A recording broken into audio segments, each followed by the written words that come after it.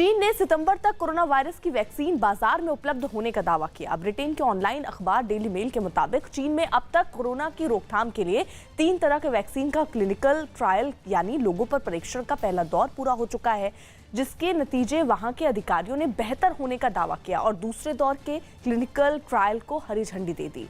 Daily mail के मुताबिक चीन में अगले 5 महीने यानी सितंबर तक कोरोना की पहली वैक्सीन से बड़े पैमाने पर टीकाकरण किया जाने लगेगा। 2 दिन पहले वहां की दवा बनाने वाली company China national biotech group ने भी वैक्सीन बनाने का दावा किया, जिसका 2 दिन पहले ही अलग अलग उम्र के 32 लोगों पर परीक्षण भी शुरू कर दिया गया।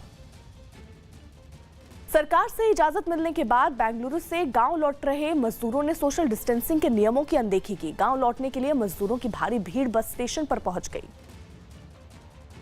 यही वजह रही कि वहां हालात खराब हो गए। मजदूरों की भीड़ को संभालने के लिए बस स्टैंड पर भी कोई इंतजाम नहीं दिखे। बसों में मजदूरों को दूर दूर बैठाने के लिए एक सीट खाली छोड़ी गई, लेकिन गांव पहुंचने की जल्दबाजी में इस नियम की भी अनदेखी की गई और कई बसों में तो मजदूरों की भीड़ नजर आई। बस स्टैंड में भी कई जगह पर सामान लेकर खड़े मजदूर दिखाई दिए। कुछ मजदूर तो बिना मास्क लगाए ही भीड़ के बीच खड़े रहे। हालांकि बस में बैठाने से पहले मजदूरों के शरीर का तापमान मापा गया और उनके बारे में जानकारी भी एक रजिस्टर में नोट की गई। मजदूरों के वापस लौटने के इंतजाम को देखने कांग्रेस के कई बड़े नेता भी बस स्टैंड पहुंचे। इन नेताओं ने स्टेशन समेत बसों के अंदर जाकर भी इंतजाम देखे और मजदूरों को खाने के पैकेट भी दिए। इन लोगों ने कर्नाटक सरकार पर बदइंतजामी के आरोप भी लगाए। Free transportation has to arrange.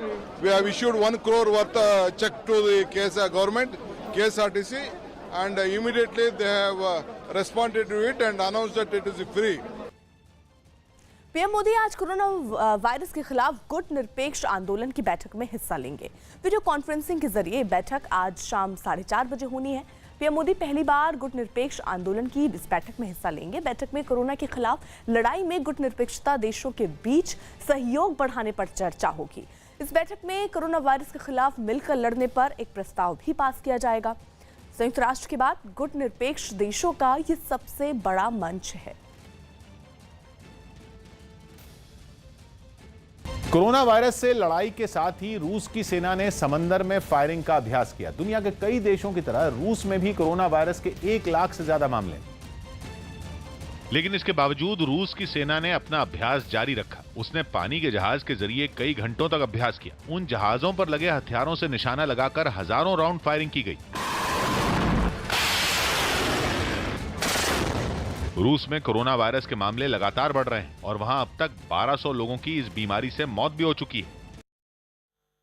Mumbai में रविवार को 3 बसों के जरिए गुजरात और राजस्थान के मजदूरों को रवाना किया गया।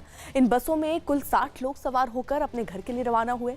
इन बसों में 1 गुजरात और 2 राजस्थान जाएंगी। मजदूरों को रवाना करने से पहले बसों को पूरी तरह से सैनिटाइज किया गया। बसों को गुजरात और राजस्थान पहुंचाने के बाद इसमें सवार मजदूरों को क्वारंटीन में भेजा जाएगा।